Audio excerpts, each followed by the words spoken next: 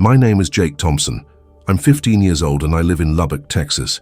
If someone had told me a year ago that I would be here telling this story, I would have laughed. Loudly. Really loud. I was the kind of kid who scoffed at everything that involved faith, not because I was bad, but because to me God was an excuse, an emotional crutch.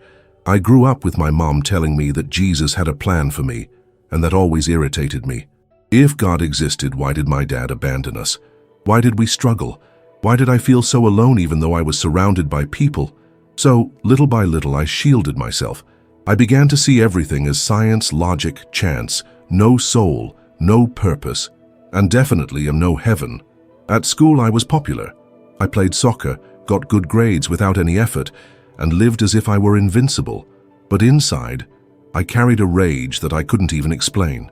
Anger at God, perhaps, or at myself. My mother tried. She always tried. She left me verses in my notebook, prayed for me in a low voice thinking I couldn't hear, and I scoffed. I threw the papers away, rolled my eyes. One time I even said, "If Jesus wants to save me so much, why doesn't he show up? I didn't ask him for anything." She cried that night and I didn't even care, but something in me started to break when that football season started. It was as if something was silently warning me that something was about to change. I just had no idea how. On the afternoon of the game against the Amarillo team, the sky was clear, the stadium was packed, and my head full of arrogance. I felt like a god on the field, fast, unbeatable, the best. Until the impact came. I don't remember exactly how it happened. I just remember a loud sound, a crash, and then nothing. Darkness. Silence. As if the world had stopped. As if time had disappeared. And that's when it all began. If this story has touched you in any way, subscribe to the channel and leave a like. What follows is unbelievable and real. I woke up, but not in the normal sense of the word. It was like my mind was floating, but my body wasn't responding. Everything was gray, hazy, distant. But before that, before the emptiness, there was the moment of shock. I remember running with the ball, trying to score the winning touchdown. A kid from the opposing team came at me with a vengeance. I tried to dodge it, but there was no time. It was a brutal collision. The helmet hit my chest with a force I had never felt before. I felt like my heart had stopped, like something inside me had switched off. I collapsed on the field. I saw flashes of sky, then nothing. I passed out right there, in front of everyone, in the middle of the game. They say my body remained motionless, lying like a lifeless doll. The coaches ran. The paramedics too. My mother, who was in the stands, screamed in a way that echoed throughout the entire stadium. She says she ran to me with the Bible in her hand. She knelt on the grass, held my head and prayed like she had never prayed before. Meanwhile, the paramedics performed cardiac massage. They tried to revive me with the defibrillator. Once, twice, 3 times. My heart wouldn't come back. By 4 minutes, I was considered clinically dead. 4 minutes. But there, in that time that seems short, I lived an eternity. I couldn't hear the voices outside. But I began to feel something else. An absence. An emptiness. Indescribable. It was like floating in a place without color, without sound, without direction. I wanted to scream, but I couldn't. I wanted to run, but I had no legs. And it was in that place, that space between life and death, that something strange began to happen. A presence. A feeling. Something was about to happen, and I felt afraid. For the first time in my life, real fear. Not to die, but of never come back. You know when you dream that you're falling, and you wake up with your heart racing? Now imagine falling, and never waking up. That's exactly how it all started. I was in this strange space, with no ground, no sky, no direction. It was as if I were suspended in nothingness.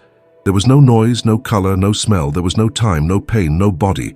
And yet, I existed. I felt it. I felt scared. I felt cold. I felt something inside me that no longer fit in the silence. A feeling of regret, of emptiness, as if I were forgetting something important, or worse, as if had wasted something precious. At first, I tried to rationalize it. This is a dream. It's my mind playing tricks. I'll wake up soon. But time passed. Or at least I thought it did, and nothing changed. Just that darkness, just that absence. and the longer I waited, the more the fear grew. I began to hear my own thought, but it wasn't really a thought. It was more like a muffled scream inside my soul trying to escape, a scream that said, "You were wrong." And I started to cry, but it wasn't a physical cry. It was a cry that came from within, as if every memory of my life was slowly piercing me. I remembered my mother kneeling, praying alone after I made fun of her. I remembered the day I said that God was a human invention, looking into her eyes. I remembered the times I felt empty and looked for answers on social media, in games, in likes, but never within myself. And then, for the first time, I asked myself, what if she's right? It was at that moment that I realized that I was not alone in that dark space. I didn't see anyone, but I felt it, a presence, strong, silent, but indisputable. It was as if something, or someone, was watching me, not with judgment, but with deep sadness. As if this someone knew everything about who I was, and yet they wouldn't give up on me. I tried to speak, tried to ask where I was, but there was no voice, just the echo of my consciousness repeating itself over and over. And then came the most absolute silence I had ever felt, a silence that crushed me, that made my chest hurt even without a body.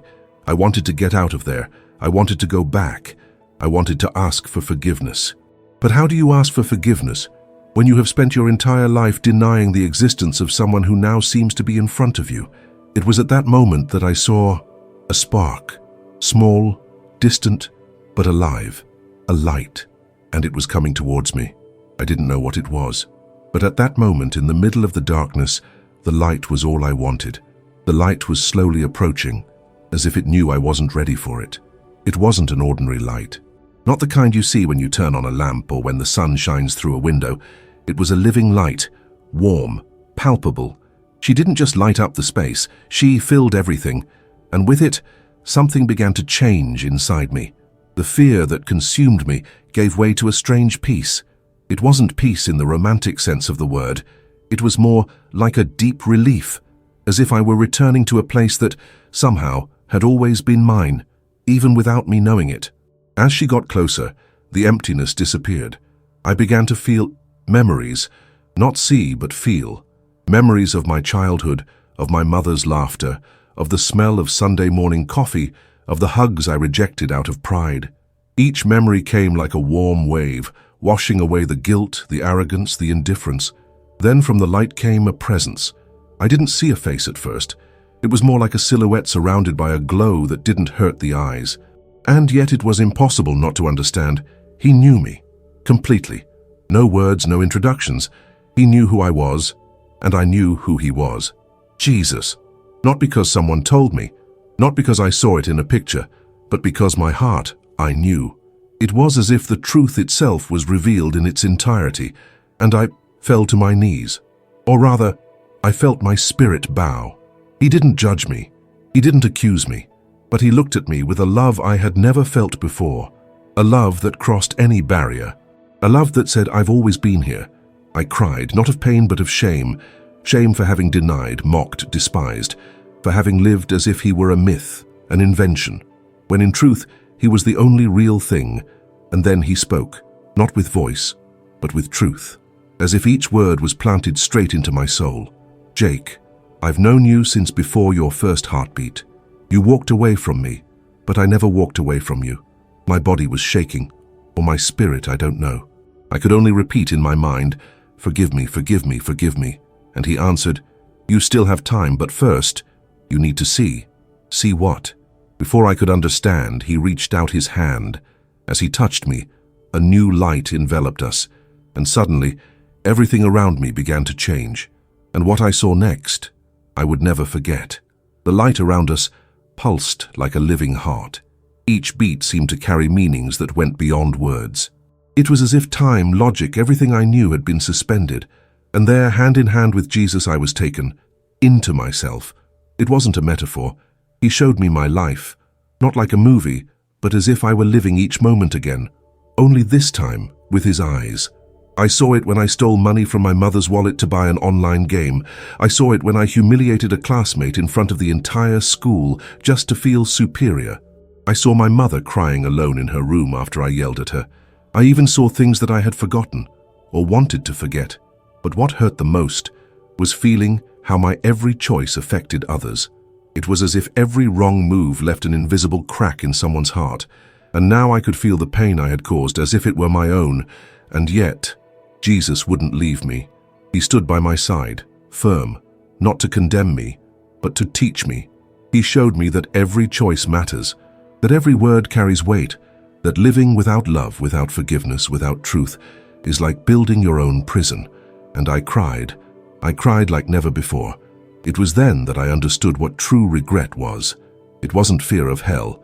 It was deep sadness for having neglected what mattered most, the love. Jesus also showed me the moments that could have changed everything, the chances I had to be better, the small gestures I refused, the times when silence was a choice, and I chose to hurt. And then he said something that took me apart. "Jake, you are not what you did. You are what you choose to be from here on out." I wanted to scream, redeem myself, go back.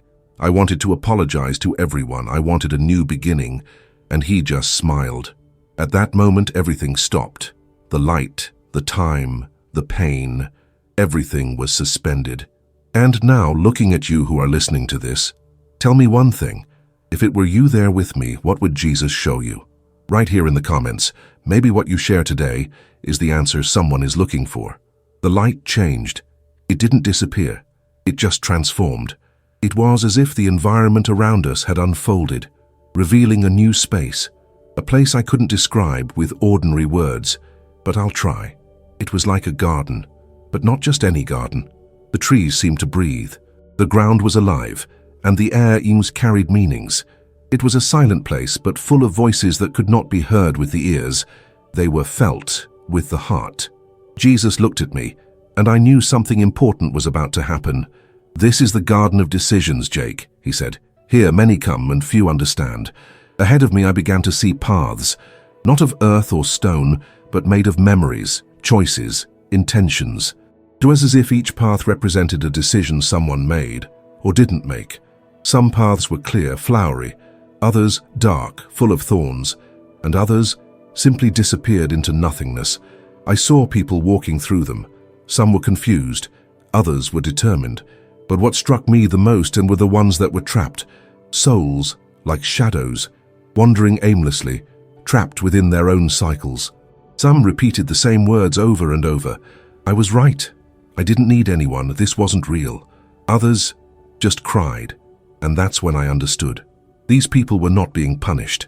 They were living the reflection of their own decisions. The pain there didn't come from outside, it came from inside, and Jesus wept for them. "Every decision, Jake, is a seed," he explained to me. "Some blossom into love, others fade into pride, and then there are seeds that never get planted." I looked at a familiar figure among those souls. He was an old man with empty eyes. I didn't know him, but I felt his pain as if it were my own. And in that moment, I understood that he had lived his entire life denying everything he couldn't control. He was right in his speech, but empty in his heart. And again the question pierced me like an arrow. How many decisions have I made based on ego and not on truth? Jesus then led me to a small tree. It was young, fragile, but alive. "This is your tree, Jake. Your decisions so far have made it this way, but it can still grow." He bent down, touched the earth around the root, and looked me in the eyes firmly and tenderly.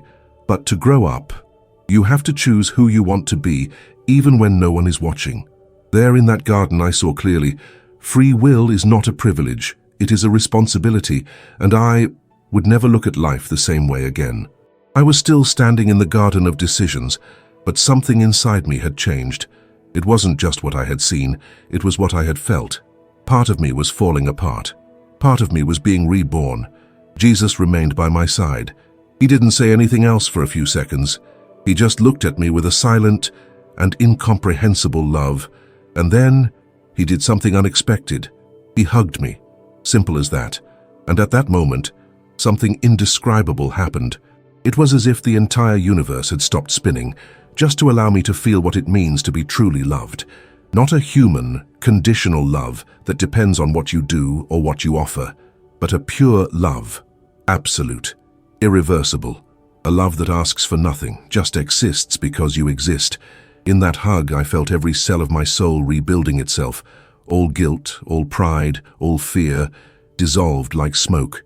It was like I was coming home after years of being lost. And I cried. I cried like a child, not of sadness, but of relief. I no longer had to pretend I was strong. I no longer had to hide behind arrogance, reason, skepticism. I could simply to be, and yet be accepted, be loved. It was there that I understood one of the most profound truths I have ever known. It is not punishment that changes a heart. It is love. Jesus didn't remind me of my faults. He didn't rub my sins in my face. He just hugged me, and in that gesture, he said it all. I forgive you. I want you. You belong to me. And the more I felt this, the more I wanted to go back, not to heaven, but to life. I wanted to make peace with my mother. I wanted to apologize to the people I hurt. I wanted to be better, not out of fear, but out of gratitude. You still have a mission, Jake, he said, pulling away slightly to face me. It's not over yet. My heart sank. I didn't want to leave. I didn't want to lose that love. But he smiled, with a look that said, "You will take me with you." And then everything started to go dark, not in a scary way, but like when a movie comes to an end. The light slowly faded. The garden disappeared. The warmth turned into silence. I felt my spirit being pulled back, like I was diving again and only now into life. And in the last second, before everything went black, I heard his voice one last time. "Never forget what you felt here." And then I came back. I went back. But not as if waking up from a deep sleep. It was more like my spirit had been thrown back into my body with force, like lightning through a storm. Everything was confusing. Noise, lights, screams. My eyes didn't open, but I heard. I felt. For the first time, I felt pain. A sharp pain in my chest. A strange burning in my lungs. And then air invaded my body as if I were breathing for the first time. "He's back. He's breathing." It was the first sentence I heard. Soon after, I felt hands holding me, running around, trembling voices, and among them one that I would recognize even at the end of the world. My mother's. "Jake, my son. Oh my God, thank you." I couldn't speak, but tears were streaming down my eyes. I had returned, and my mother's love was the first embrace of the earth that reached me. The doctors seemed in disbelief at what they were seeing. They said things like, brain activity restored, eye response normal, pressure stable. But what really shocked them was the time. I had stayed 4 minutes dead, 4 minutes without a heartbeat, no oxygen to the brain. Statistically, I should have serious after effects, or never wake up again. But there I was, alive, lucid, crying. A nurse came over and held my hand. Her eyes were teary. "Did you see anything, dear?" I didn't respond right away. I was still processing it. But inside, something was pulsing strongly, a need to shout to the world what had happened. But at the same time, a deep reverence, as if what I had lived could not be told in a hurry. I was taken to the ICU. My exams were good, too good. The head physician looked at me as if he were faced with a mystery that science could not explain. We did everything we could, but he came back alone, he told my mother with a lump in his throat, and she answered with a choked voice. He didn't go alone. He came back with Jesus. That night, lying in the hospital bed, I stared at the silent white ceiling. The physical pain was real, but there was something else, pulsing stronger. A new life, a new purpose, a second chance. And in that silence, I prayed, for the first time, not out of fear, but out of gratitude. The next few days in the hospital were different. I wasn't the same anymore. People looked at me like a miracle.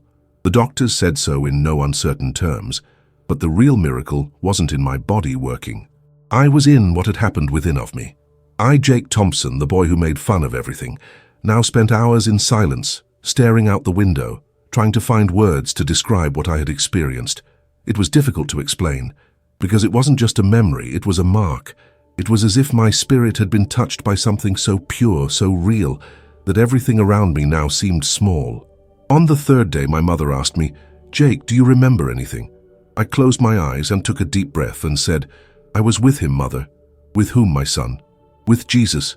She began to cry, but it wasn't a cry of sadness.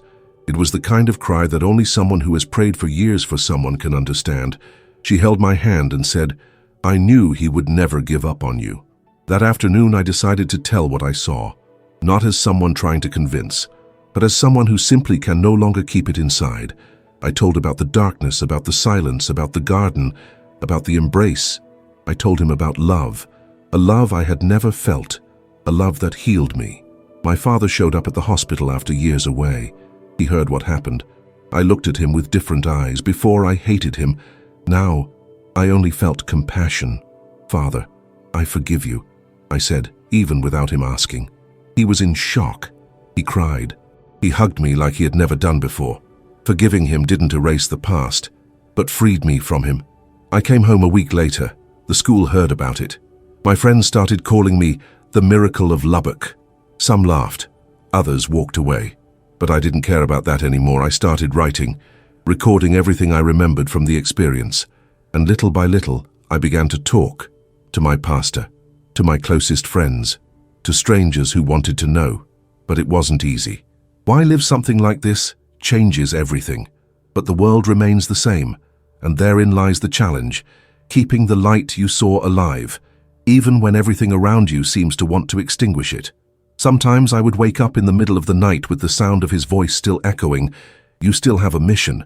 And then I understood that my life had not been saved just to be lived, but to be used to inspire, to help, to show that even an atheist can be found by grace. And that's when I started planning how to tell this story to the world. When I went back to school, I felt something had changed, but it wasn't just inside me, it was in the way people looked at me. The hallways were quieter. My classmates, who had previously joked about everything, now whispered as I passed. Some looked at me with respect, others with fear, and others with disbelief. In the first class, the biology teacher called me aside. "Jake, can I ask you a question?" "Of course." "You really died?" I nodded. "And did you see anything?" I took a deep breath. I wasn't ready to tell him everything again, but I looked him in the eye and said, "Yes, I saw Jesus." He didn't answer right away. He just lowered his head and walked back into the room. I later found out that he had lost his son in a car accident months earlier, and that conversation stayed with him. Weeks passed and my story began to spread. Someone from school posted a snippet of my speech in a presentation class on TikTok. It was just one sentence: "I was dead, and now I'm more alive than ever."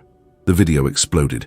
Within 2 days, it had already been viewed more than 3 million times. The local press was intrigued. A reporter from Lubbock TV called my mother. "Your son, is he the miracle boy?" She smiled and replied with faith in her eyes, "He is not just my son. He is now a son of grace." The following Sunday, I was invited to give my testimony at church, the same church where my mother prayed alone for me for years. It was crowded, people standing at windows in the parking lot. I had never seen so many people gathered there. I stepped up to the pulpit with my hands shaking. I, who had never believed in anything, now I was there, in front of hundreds of people, to talk about what I saw, what I felt, what transformed me. "I denied God for 15 years, I began. "And yet, he welcomed me like a father who runs to embrace his rebellious son." People were crying. Some fell to their knees. A deep silence took over the place. And there, I understood that this story, it wasn't just mine. It belonged to everyone who ever doubted, who ever fell, who ever felt alone. After that night, invitations came. Other churches, radio stations, YouTube channels wanted to listen. I was no longer just the boy who came back from the dead. I was someone who carried a message. But with that, also came criticism. Some said I made it all up, that it was imagination, that my brain had hallucinated. And that's okay. I wasn't there to convince. I was there to testify, because the truth doesn't need to be proven. It just needs to be lived. After my testimony spread, the invitations didn't stop, but along with the applause came the attacks. Some said I was making it all up for fame. Others said it was just a delusion caused by lack of oxygen. But nothing shook me, because I knew what I had experienced and who I had met. Until one day the school organized a debate on science and spirituality, and the special guest was none other than Professor Warren, a well-known atheist, author of books, and highly respected in the academic community. He was tough, direct, logical, someone who never left room for emotion, and he made sure to include me on the panel. On the night of the event, the auditorium was full, students, teachers, parents. The atmosphere was tense. I went up on stage with sweaty hands. I knew it wouldn't be easy. Warren began, "We are here to talk about facts, not feelings. Clinical death is not absolute death. The human brain, under stress, can create any kind of hallucination." He looked me straight in the eyes. "Jake, are you sure what you saw was real? Or did your brain create what you saw? I wanted see." The room fell silent. Everyone stared at me, waiting for me to respond with fury or a theological argument. But I took a deep breath and smiled. "Professor, I don't know how to explain it with the logic that you master. I don't have graphs or theories. But if you had been there with me, I wouldn't have any doubts." He frowned. "Are you saying that your experience is superior to reason?" I shook my head. "No. I'm saying that it is prior to reason, that there is something that connects us to a love so real, so strong, that no words can measure it. And I'm not here to convince anyone.